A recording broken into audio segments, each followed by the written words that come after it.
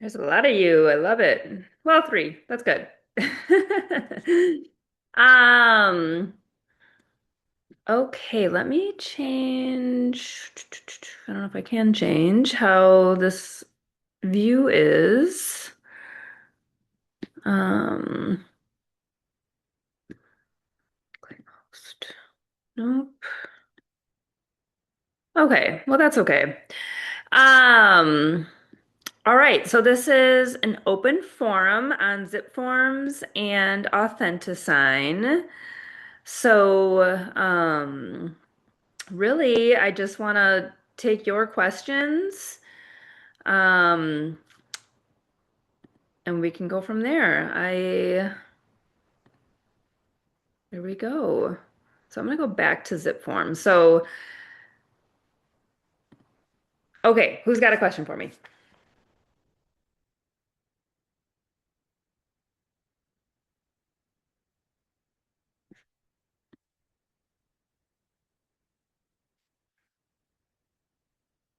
And maybe none of you do. Were you guys aware that this was a Q&A for Authentisign after? So we had the training on it. We have had two trainings on it now, and now we just wanted to offer like a Q&A session. Well, I do have a question. It's my Keisha. I had Hi. to Yeah, unmute. I'm sorry. it's okay. Okay, so my question was, after we get through, like once we put everything in compliance after a deal closes, like our closing, um, we drop the check off or whatnot. After we put everything into, as a transaction and it closes out, is there something that we have to do besides drop off our commission check or whatnot? Like, is there something because I just had received something from Command that said like I want to say like confirm or something or approval, for something. Is that like normal? Is there something else I need to do on my end? Nope. I mean, well, you should have, like earlier on, you should have received a notification that your opportunity was approved. Yeah.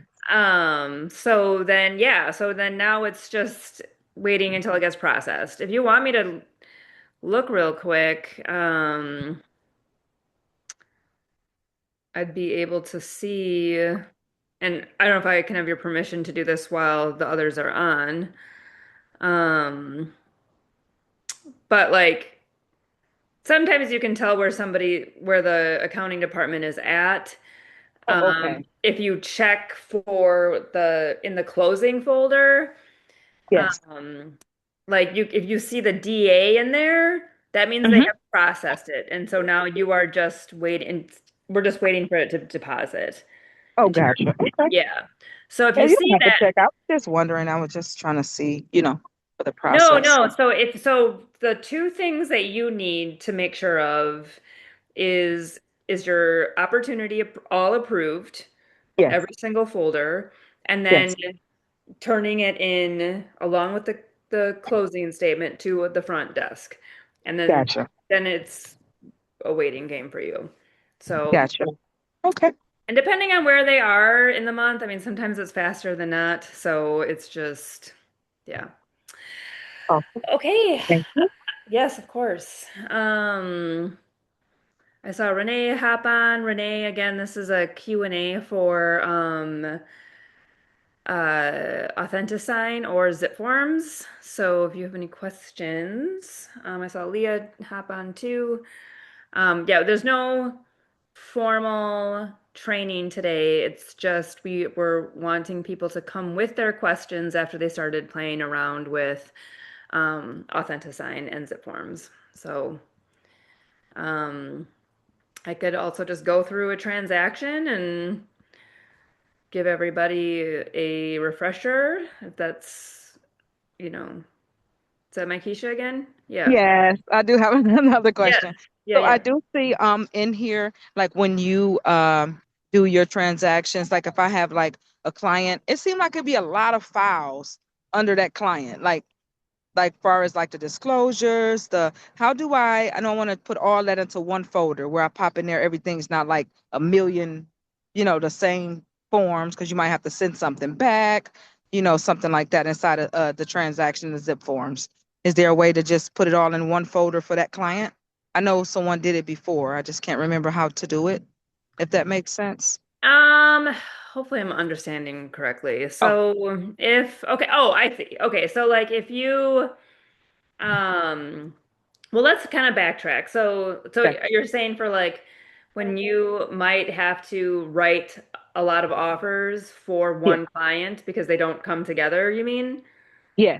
So, Absolutely. okay, so your process should be like, you're getting that buyer agency signed, you're getting Hmm. that KW disclosure signed, and you're getting the RESPA signed. And then Yes. you're doing that only once, and then you are sending that off and loading that into command to get approved. Hmm. So then those three things are done. You're not re-signing those ever again. And then in terms of writing for a new, like rewriting an offer, so yeah, you can. Let me just put this up. So, like the screen you're at now, you see how you have like all the folders? That would be like client's name. Once you put them, you start the process for them with the buyer's agency, the disclosures, the RESPA form. Then you go on to offer the purchase. Then you're going on, maybe you might need an addendum or you might need all that. So sometimes when you click on that person, it'd be a whole mine's I know it's a whole bunch of like folders with like all the documents, but they're all it's a way you can put them all into one folder, right? Where you can click on one client and all that'll pop up instead of them being all on your main screen as soon as you get where you were just at, if that makes sense.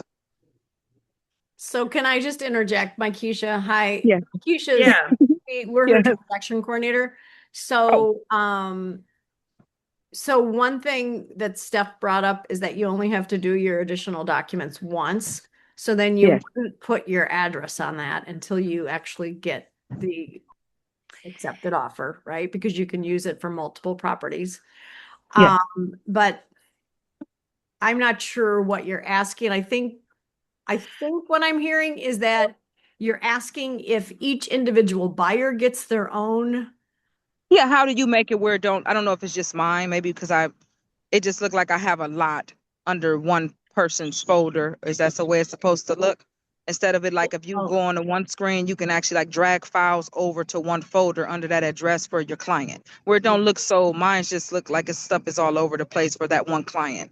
yeah, I that's want a to be Steph able to, question. yeah, if that Okay. make, I don't know, it might be sound confusing. I'm sorry, guys, but No, well, how about I'm gonna just zoom it all the way back. So, okay.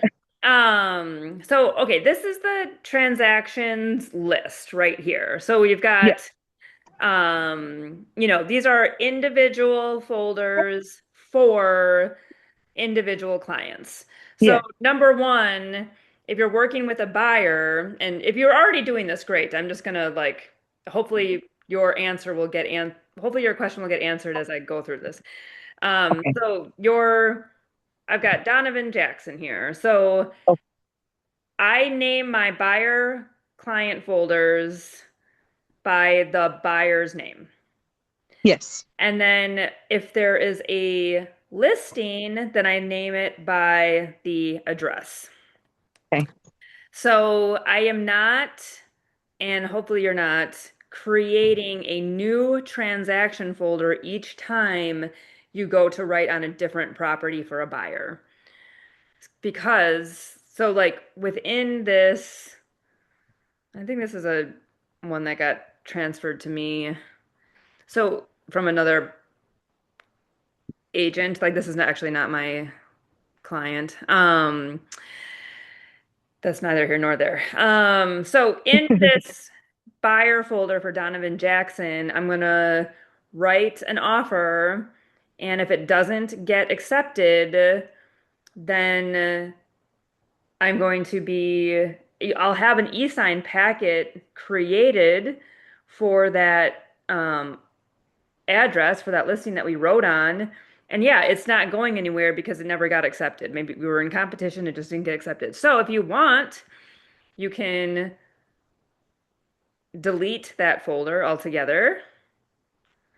Um, if you want to create, add folder, if you want to create, so I'll just say old offers, we'll call it. So like if yours is starting to look messy, yeah, maybe then I'm going to move this old offer to this old offers folder. So now it's going to go in there. Maybe this is offer number 2 that we wrote like a week later. He didn't get that one either. So I'm going to move this one to old offers. So yes, you could do that. And that again is up here with that add folder. Um, this counter offer number 2, yeah, like this just never went anywhere. So I'm just going to delete it. So that's how you can clean things up. If I'm That catching. answered my question. Yep, that's exactly what Okay. I wanted. Thank you so much. Okay, good. Okay, yes. And then, you know, and I'm going to use this as an example. So all of these are labeled e-sign packets. 1, e-sign packet 5. This is like such a pet peeve of mine. And I always stress this when we're training on this. Like, let's say you're gonna go get this signed.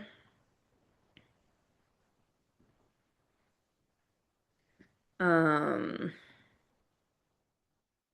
Signing name. So buyer agency agreement. I'm gonna call this the executed. Actually, hold on. I'm gonna pull in 2 other docs. Maybe. Okay, so let's say I'm getting the buyer agency signed and the KW disclosure signed all at once here. Prepare signing. So signing name, this is what you can call the folder that the executed documents are going to drop into once everything is signed. And in DocuSign, it was defaulted to that e-sign packet 1, e-sign packet 2, etc. This one is a little bit better because it will specify more like what the document is and just automatically name it that. But I would go one step further and call this buyer agency plus KW disclosures. And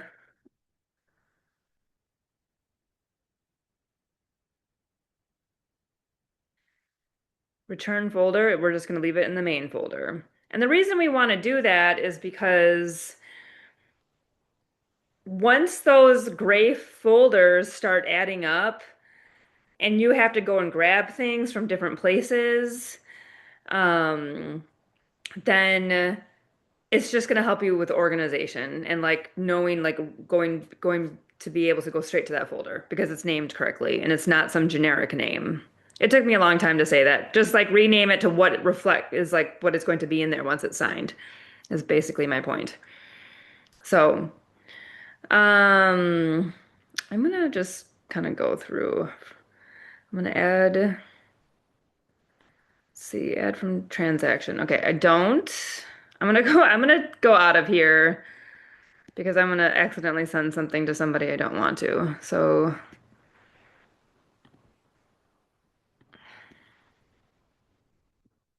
let's go back.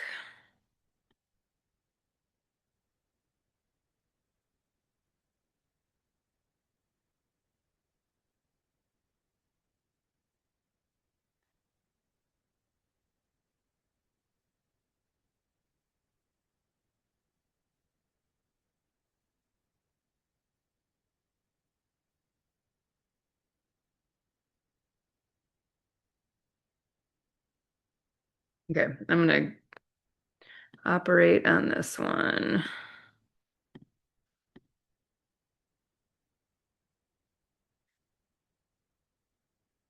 So I'm gonna start a new workspace. Then I'm gonna add in my other documents.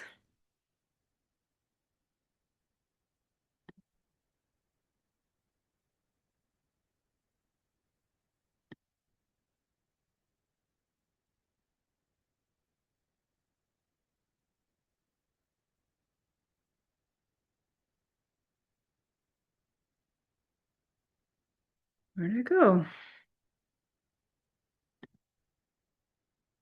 Okay, prepare signing.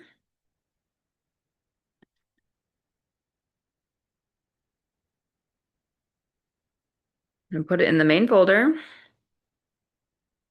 Create.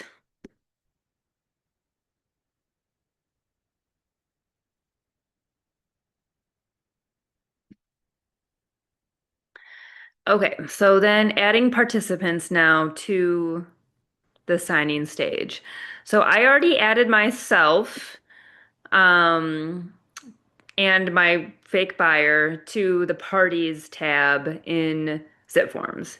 So now I'm going to add from transaction and pick the parties that I need to have sign this document. Hit select. Okay, so now it lists our buyers and our agent as myself. So from here, we're going to go to tools to pull up the functions we can use. So it should automatically drop in, yep, some fields. It does the same thing as it did in DocuSign, where you kind of need to move over the date field. If I need to add an initial, you just press it and then it drops it in and then you can move it from there. If I want to toggle between the two, I'm going to go to this drop down caret.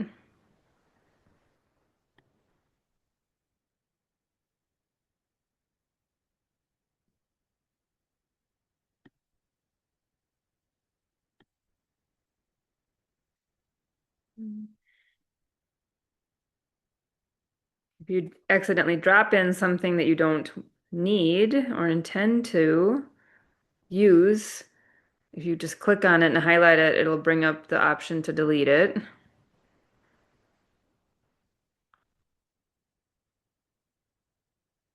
Okay, so, all right, so now I'm going to send.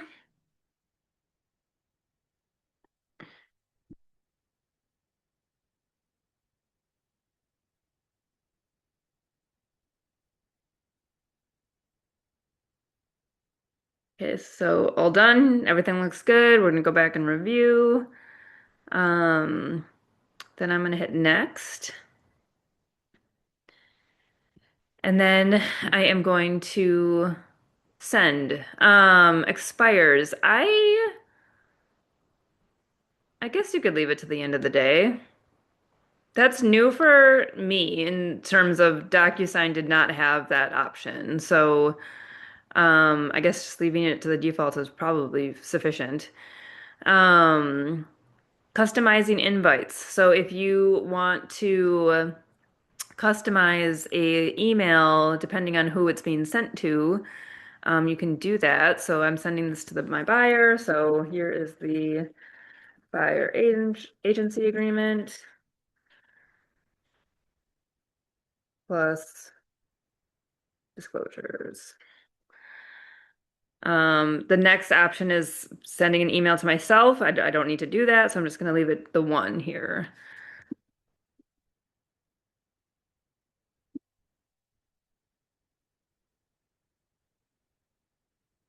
Save. Okay, then we can hit send.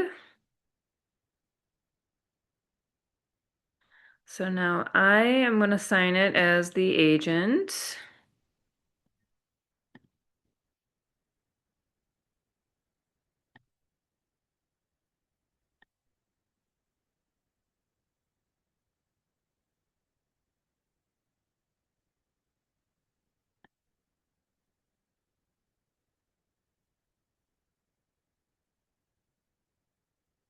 Okay, I'm going to sign the dummy buyer. I'm going to do that from my phone.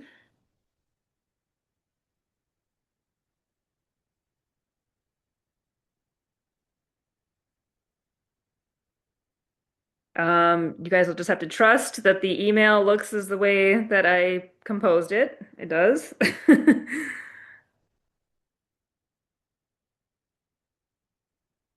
Sign that.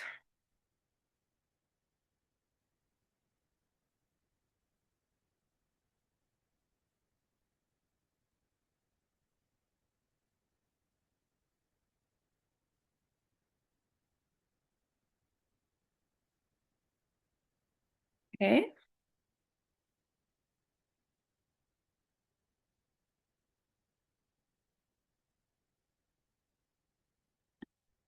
All right, so we got those emails letting us know that everything is signed. Signing complete. So you get these emails when your clients have opened them up and signed, um, or have opened them up, so you can see that. And then once everything is done, then you get a third email letting you know that it's complete. So I'm gonna go back to ZipForms.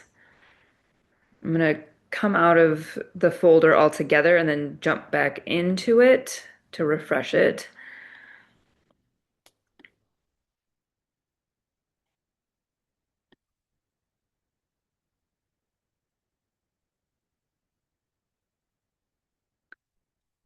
Um,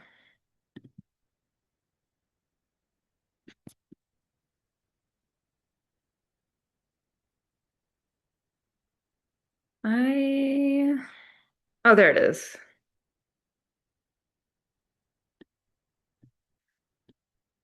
Hold on.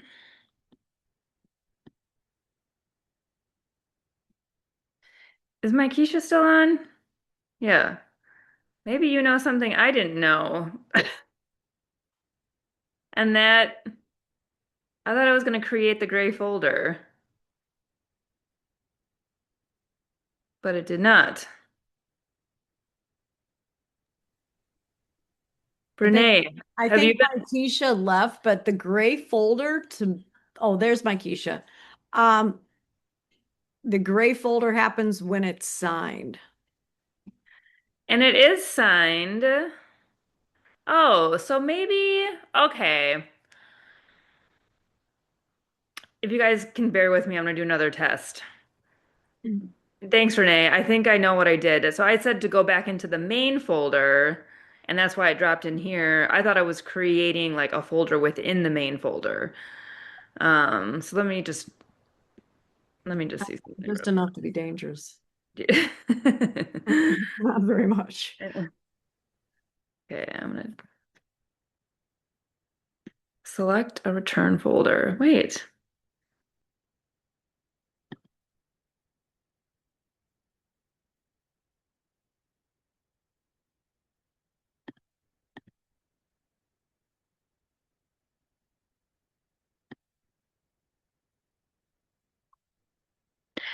Okay, hold on. Let's try this.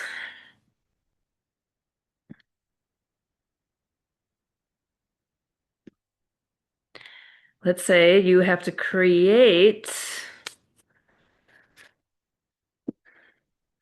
it on the front end. But gee, that's what you have to do.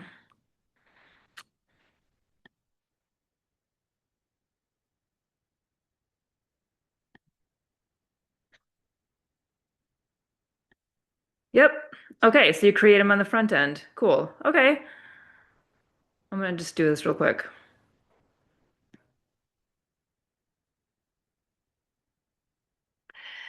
This is new for me too, you guys, so I appreciate um I thought I had a handle on that and I didn't. I'm just gonna do myself real quick.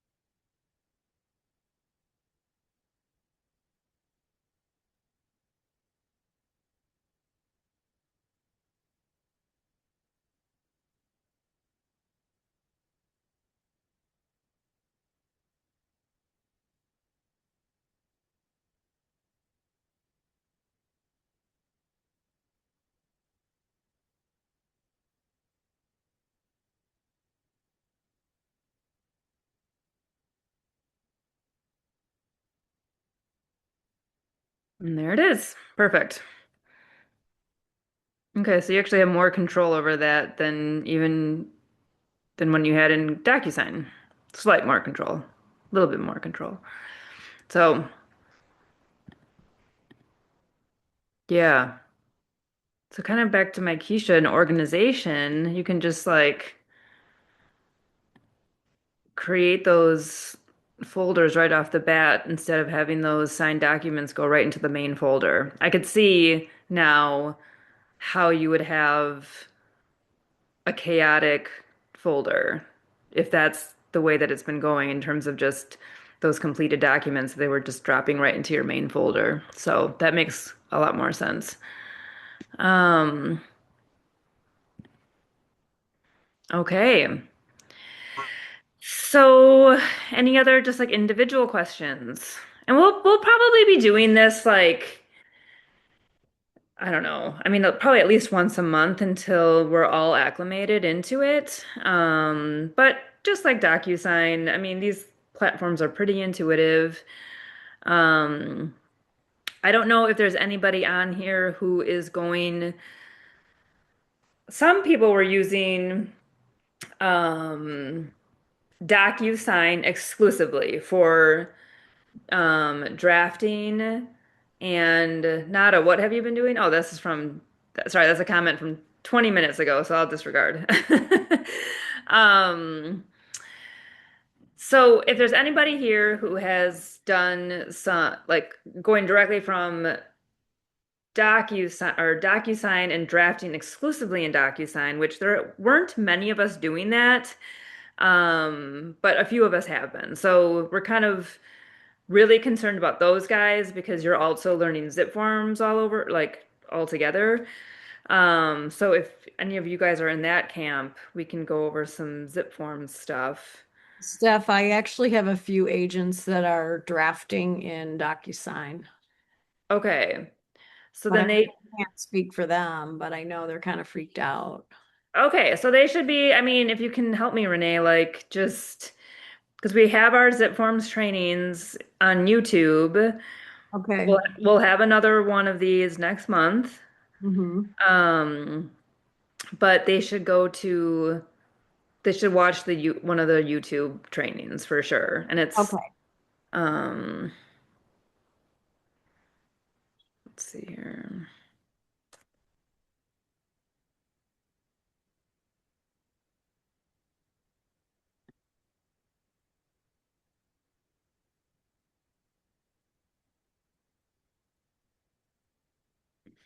Um, So do you get to that through the MyKW site, the YouTube channel, or do you go right to the YouTube You channel? can get it through the site Okay. or the app too.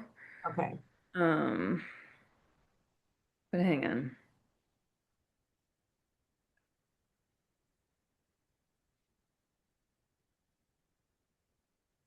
Mhm.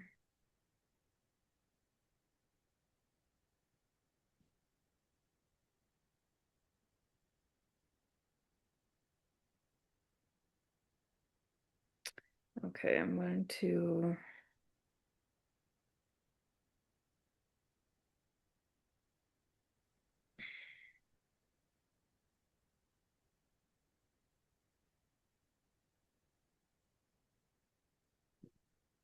so this is the one that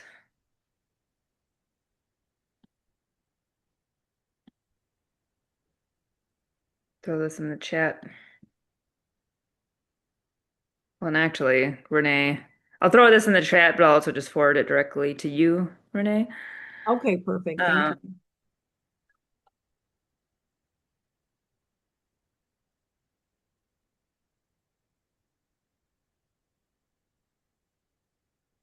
so that goes through the whole gamut. This is zip forms, compliance, opportunities, um, and Authentisign. So that's there for you guys if you need it. But Renee, forward that to your people and then just like have them look, we'll be offering it in July for sure. So, um, you did need it too, Nada? Great. Okay. Okay, what else, guys? Well, while we're here, so Nada, this will be great to learn if you are officially, sorry, exclusively operating in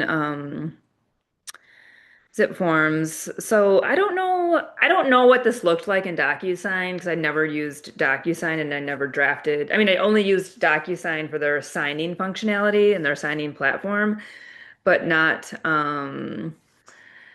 uh but not like drafted offers in there or anything. So like going to an offer to purchase and let me know. I mean, I guess I'm going to talk straight to you, Nada, in terms of like um how you've been navigating, or maybe you just have not, this idea of these set clauses that we have available.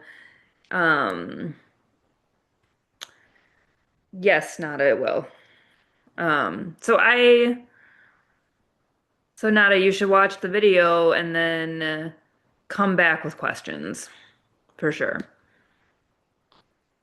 So, okay. Um, so adding a clause. So like a big one, and I'm always using this as the example because I want our agents, buyer's agents, when they are drafting an offer and they are using an inspection contingency, and we are giving the seller the right to cure, which is happening, 9.9 times out of 10. Um, we have a clause in here that gives a little bit extra protection for our buyers in the event the seller were to opt to cure, if it came down to that point. Again, remember, now I'm going to put my contract training hat on for a second. Remember, like this wouldn't even apply if we didn't even get to the stage of right to cure, because we're hoping that it's going to get resolved through traditional negotiations. But let's say it did come down to this right to cure where the buyer had to send off a notice of defects and the seller opted to cure. And right now, as it stands, the definition or the parameters in which a seller has to work from in terms of curing a defect is this good and workmanlike manner, right? And that's super gray and, just sets everybody up for headaches in terms of like, okay, what's actually happening here? So we've got this right to cure clause. So I'm going to hit that arrow and we can just go ahead and insert this right into the offer to purchase. So seller shall have the right to cure in a good and workmanlike manner. But then it goes on to say, using professional licensed experts with the benefit of a permit, as required and in accordance with municipal building code and generally accepted construction and safety standards. The scope of work shall be defined by an independent third party. So, we don't have this crash printed into our contracts, but you guys can insert this from the clause library. So again, depending on, and again, how I got here was just by clicking into this blue space, the additional provisions, this add clause option came up. I'm clicking on it. They're all housed in the global library. And depending on your need is a potential clause for it. So, I'm not going to go through every one, but like you can just go through and see all of the different scenarios. So a lot of us, let's say we're buying a property for ourselves. Licensee as principal purchaser. We need to add language around the commission, for example. Um, you know, business day deadlines. I think this one's obsolete now because I think this is printed into our offers now. Um, Buyer home warranty waiver, closing location, transaction is to close at a location designated by the buyer, etc. So anyway, I just wanted to point those out and that they are available. Um, Anything else?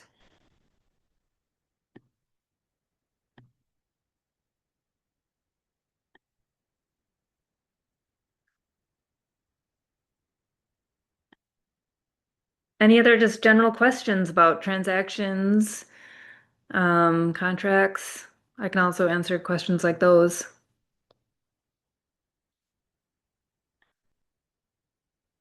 Perfect. Thanks, Nada.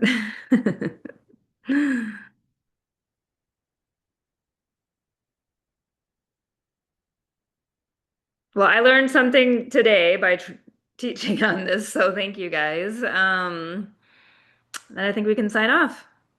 And Renee, thank you for helping me spread the word. Okay, have a great week, everybody. Thank you.